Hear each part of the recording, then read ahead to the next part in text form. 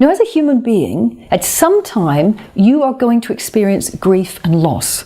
There's also a range of other emotions that are very challenging, of course, but grief and loss tend to be related to the loss of another person or an animal, but it can also be related to losing a house or a bushfire. It can be actually losing a job where you were deeply connected in some way.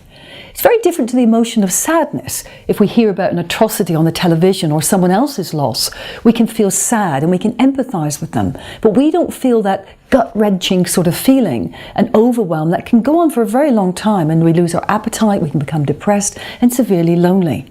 There seems to have to be a connection between the lost object or person for us to feel that. As we go through life, of course, we're forming an identity. We have shared experiences. We make sense of our lives and we have shared stories.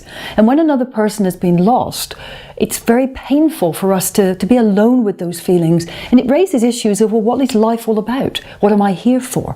What is my life? How has it been? And is it the way I want it to be? For people that have been married for many years, a couple that perhaps have been married for 50 years and perhaps would have been very close, how does the other person share the experiences that happened 20, 30 years ago? And also the changes in life that are happening. So it's an inevitable part of life. But in order to truly process it, we have to allow ourselves to experience that pain, but also reach out to other people and to realize that we're really not alone on this planet, even if we haven't shared and connected with them our life stories. But all of us are facing these issues of what it is to be human. And often in our modern busy world, we're told to cheer up or get over things, or we try to make people happier. Grief and loss and feelings of loneliness and pain are all part of life as much as happiness is. What grief and loss can do and process properly, it makes us wake up to how we are living our lives. Do we have to make changes? What's the quality of our relationships?